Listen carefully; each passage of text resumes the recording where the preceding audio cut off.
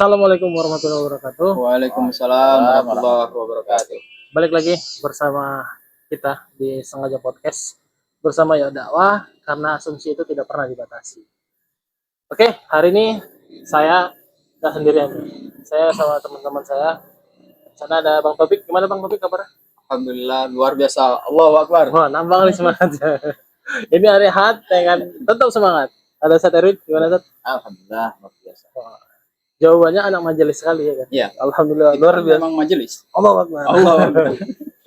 Oke, akhir-akhir ini mungkin kita nggak luput lah dari pemberitaan mengenai ini memang sangat miris mengenai Palestina. Semalam saya dapat buletin Kapah itu sesuai dengan judulnya Palestina belum merdeka. Ya, jadi sempat kemarin terjadinya perkumpulan banyak negara yang disponsori oleh PBB untuk mengumpuli seluruh negara yang beranggotakan PBB. Mereka merumuskan bahwasannya ingin membuat suatu solusi tentang konflik yang terjadi di Palestina. Jadi kemarin tuh kalau kita dari satu-satu negara tuh banyaklah asumsi yang dikeluarkan, banyak tanggapan dan segala macam. Tapi poin pentingnya adalah mereka menginginkan adanya solusi dua negara yang merdeka. Di balik mereka membantu Palestina untuk merdeka, maka Israel harus diakui juga kedaulatannya oleh negara-negara yang lain.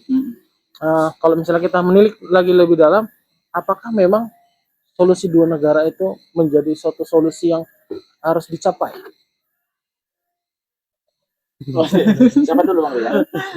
Silakan, Bang Topik. Ya sebenarnya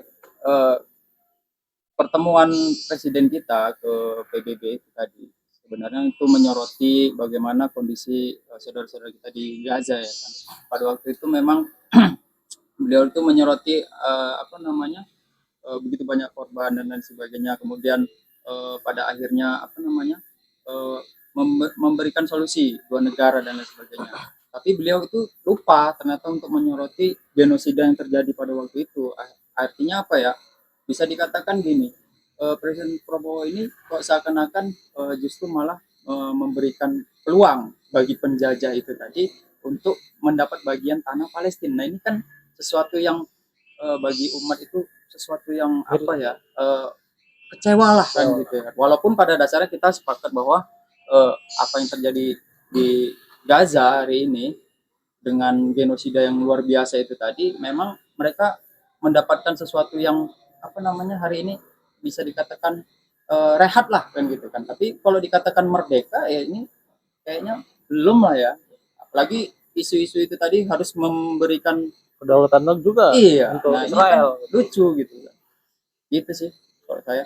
Kalau menurut saya pertama bahwa Palestina ini sudah secara pandangan syaraknya itu telah resmi menjadi tanah kaum muslimin, yang mana Palestina itu telah menjadi tanah kharujiyah hasil dari futuhat dari seorang khalifah Umar bin Khattab. Dan ini bukan menjadi sesuatu yang rahasia umum, tapi semua masyarakat itu sudah mengetahui hal ini.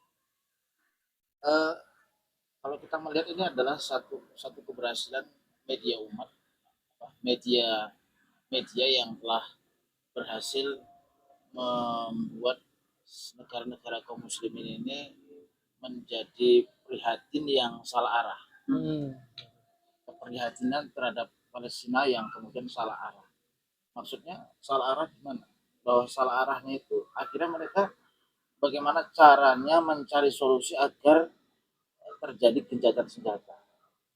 Dengan apapun caranya itu mereka lakukan. Termasuk apa yang terjadi sekarang. PBB yang dipromosi oleh Amerika, kemudian mengumpulkan semua negara-negara kaum muslimin untuk menjadikan dua negara itu sebagai solusi. Ini secara secara hukum, secara undang-undang, secara hukum syarak sudah menyalahi semua. Jadi secara hukum sendiri itu kita lihat bahwa Israel yang pada dasarnya tidak memiliki tanah sejengkal pun, dan sekarang dengan adanya pengakuan solusi dua negara itu, maka secara tidak langsung Israel itu yang jelas-jelas penjajah di muka bumi ini telah memiliki hak legalitas tanah tersebut. dan dia akan, ini kita bukan berasumsi, ini pasti akan dilakukan nanti setelah dia menduduki tanah legal tadi, dan dia akan menggunakan langkah-langkah berikutnya untuk memastikan Palestina itu menjadi kuasaannya secara utuh. Luar biasa. Memang jika tadi dari Bang Taufik juga dikatakan sebenarnya masyarakat khususnya di dunia ini kayaknya sedikit terhibur lah dengan adanya pertemuan di PBB ini. Cuma mereka lupa jelas jika kemerdekaan ini diberikan oleh dua negara, maka potensi untuk terjadi lagi mungkin, ya kan? Kita melihat ketika di kemarin setelah dirumuskan di PBB, tarik itu semua armada ya kan, tapi habis itu gimana, mereka tetap sambil pulang sambil nyerang juga ternyata. Berarti kan ada yang dendam yang belum tuntas, ada yang harus dilenyapkan. Beberapa waktu telah terjadi kejahatan senjata, akhirnya mereka kembali melakukan penyerangan lagi, pengepungan lagi. Itu kan iya, itu kan lucu juga ya, istilahnya kayak misalnya kita di dalam satu rumah ya kan, misalnya ketemu dengan perampok misalnya kan gitu kan, perampok ini akhirnya fighting dengan yang punya penghuni rumah kan gitu kan, ditangkap sama polisi, udah jangan ribut-ribut, lebih bagus bagi dua aja nih kan gitu kan, ini istilahnya seperti itu kan? Gitu, ini aneh nah. Jadi umat hari ini ya, kalau saya baiknya itu tadi melihat saudara-saudara kita hari ini merasakan, katakan ya merdeka tapi tidak menyeluruh kan gitu kan. Yang dikatakan merdeka itu kan seharusnya terhindar dari potensi ataupun intervensi asing dan manapun, bukan justru malah membagi tanah itu tadi. Bahkan data yang pernah saya baca itu, Palestina itu hanya mendapat 22%, sisanya itu Israel gitu. Kan ini kan miris kita melihatnya, sangat sedih sekali ya. Memang dibalik dari itu ya oke lah, Palestina hari ini kita terus bersyukur juga, tapi kalau dikatakan bahwa terbebas itu tadi dari belum ya, sebelum karena jadi, itu tadi kalau Ustadz Erwin nyinggung masih ada fight dari orang entitas Yahudi itu tadi kan? Bahkan sambil pulang sambil nyerang. Bahkan dari data ini dari media Kappa dikatakan setelah itu PBB membuat rumusan, masuklah bantuan dari berbagai negara sebanyak 170.000 ton makanan dan minuman dan obat-obatan.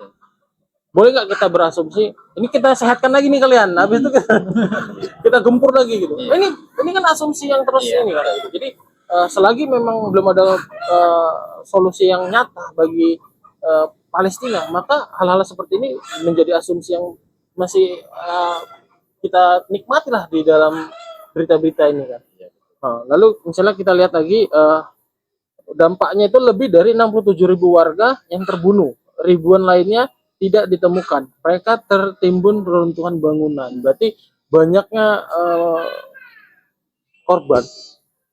Lalu sekarang melihat ini negara sudah mau diakui. Lantas apakah memang bisa menjadikan Palestina itu menjadi negara yang berdiri sendiri?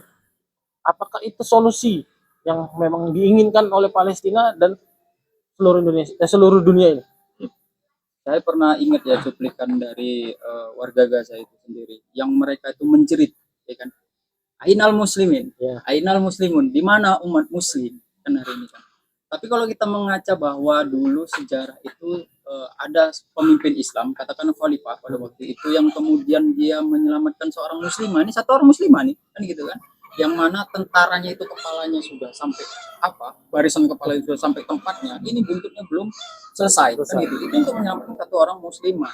Nah, kalau dikatakan bahwa apakah hari ini dua negara itu sebagai solusi dan kemudian ini bisa memberikan kenyamanan, kedamaian bagi saudara-saudara kita di Gaza, kayaknya enggak gitu. Karena bukan itu yang mereka harapkan sebenarnya. Sebenarnya mereka harapkan itu ya, ini umat muslim di dunia banyak gitu, dan penguasa-penguasa muslim juga banyak, otomatis mereka juga punya bala tentara kan gitu kan, yang mana tentara ini difungsikan sebenarnya untuk apa? Untuk membebaskan saudara-saudaranya dari Palestina. Nah hari ini kalau bisa kita katakan nggak ada daya dan upaya, hanya itu tadi bang, Iya. ngasih bantuan, ibaratnya sudah luka diobati, dilukai lagi, diobati, dilukai lagi. Nah ini terus berulang, terus berulang. Saya yakin saudara-saudara kita di Gaza itu pingin solusi yang tuntas, ya, pingin hak-haknya itu didapatkan lagi, bukan kemudian dibagi doang, kan gitu. Sebagai fitrahnya dia manusia Iya. ya kan, dia ingin merdeka, yang merdeka itu terlepas dari segala macam apapun itu. Iya. Menurut Ustaz Erwin, Iya. apakah ini solusi yang fundamental sekali? Eh, kalau Palestina ingin merdeka dari segala bentuk penjajahan Israel, itu pasti solusi. Dan solusinya satu, memang kaum muslimin ini harus memiliki sosok pemimpin tunggal yang berlaku pada seluruh kaum muslimin dunia. Itu disebut dengan khalifah. Nah, ini juga telah dikuatkan oleh banyak nas yang mana kaum muslimin ini harus memiliki seorang pemimpin. Kita kalau merujuk kepada sejarah, bagaimana Rasul itu adalah bukan seorang nabi tapi juga seorang pemimpin. Nah, kemudian beralih ke para sahabat, para khulafaur rasyidin, kemudian kepada kekhilafahan, kepada para tabi'in, ya kan?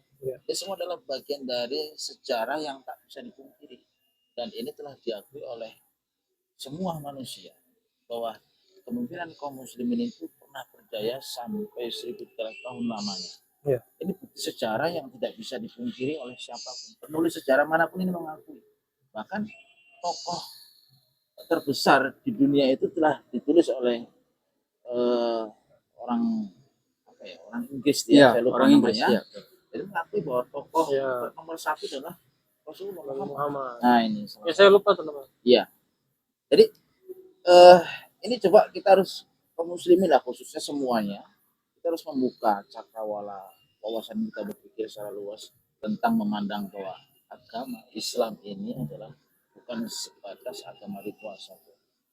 Agama Islam kita semua di sana telah disempurnakan oleh Allah, dan itu telah dideklarasikan oleh Allah dalam Quran surah Al-Maidah ayat 3 yang terakhir kali diturunkan oleh Allah. Bunyinya itu na'udzubillahi minasyaitonirrajim, al-yauma akmaltu lakum dinakum wa atmamtu alaikum nikmati wa raditu lakumul Islam madinah. Pada hari ini telah aku sempurnakan Islam sebagai agamamu, telah aku cukupkan nikmatku untukmu, dan telah aku ridhoi Islam sebagai agama. Ini sempurna. Jadi kalau sudah sempurna, berarti tidak ada kata satu peraturan manusia mulai dari bangun tidur sampai dia tidur lagi, pasti ada aturan. Oleh karena itu, dalam situasi kaitannya dengan Palestina hari ini, kenapa Palestina itu tidak bisa selesai dari genosida atau tekanan dari orang kafir, ya, atau Israel khususnya, ini karena kaum muslimin tidak mempunyai kekuatan yang satu. Nah, sehingga ini yang dibutuhkan sebenarnya oleh kaum muslimin, bukan hanya kepada Palestina saja, tapi kepada seluruh kaum muslimin dunia, agar kita mempunyai satu pemikiran yang tunggal, dan itu pasti akan menjadikan bumi ini betul-betul menjadi bumi yang baru. Padahal Bang Ren, sebenarnya dari hasil sidang itu yang saya lihat di beberapa media itu, Israel itu menolak loh untuk adanya menjadikan solusi dua negara. Iya. Mereka tetap kekeh untuk menjadikan Israel Raya itu tadi. Saya raya. Iya. Mereka memuji sendiri Iya, aja padahal ada itu, sekitar 68 negara yang menolak, dari sebagian 9, ya kalau kurang lebih itu. Ya, Tapi negara justru kecil. mengatakan bahwa solusi dua negara dan mengakui bahwa Palestina itu sebagai satu negara itu kesalahan fatal. Nah ini kan berarti kan bahasanya cuma satu sama mereka ini, ya kan? Bahasanya cuma satu, perang, nggak ada lagi sama Yahudi ini. Yang diinginkan Israel itu memang kemerdekaan raya. Iya. Jadi mereka ingin menguasai skala besar. Iya. Palestina seutuhnya itu menguasai mereka. Berarti kalau kita asumsikan sesuai dengan mungkin di ajaran mereka, ya kan, Yahudi mengatakan itu adalah tanah yang dijanjikan, maka yang harus dia rebut itu bukan sebagian, yang namanya keseluruhan itu harus semua gitu kan. Jadi mereka harus mengambil itu semua gitu, walaupun di dalamnya itu ada kita mayoritas umat muslim itu mereka tidak peduli dan Iya. mereka menginginkan itu.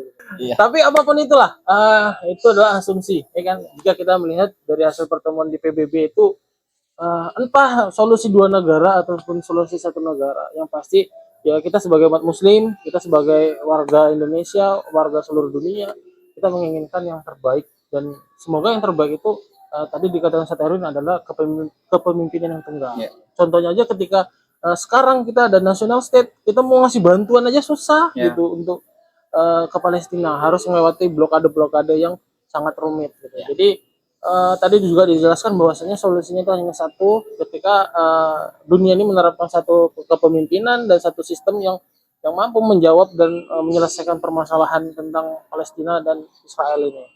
Jadi sebagai kata penutup kita pada podcast kali ini, eh, apa harapan kita sebagai umat muslim terhadap eh, masalah yang terjadi di Palestina sebelum dan sesudah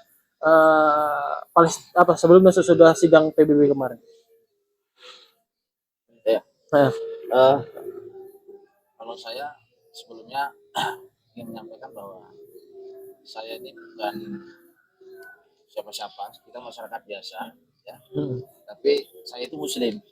Saya muslim, saya berakidah Islam dan saya mempunyai kewajiban dan taklid dari syariat yang sama statusnya.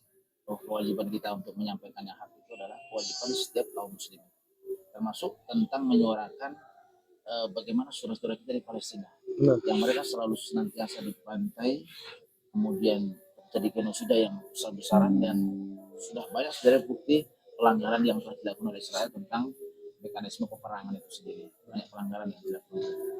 Tapi inilah bentuk kenapa kita harus terus menyuarakan ini.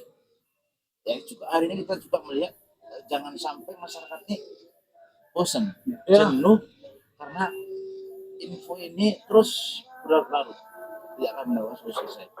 Maka dari itu saran saya kita sebagai seorang muslim harus tetap menyuarakan Palestina. benar. Dan kita membutuhkan satu kepemimpinan tunggal bagi kaum muslimin, yaitu khalifah yang akan menerapkan seluruh aturan-aturan Allah yang maha hak, yang maha pencipta, yang maha tahu segala bentuk apa yang dibutuhkan oleh manusia. Itu dia.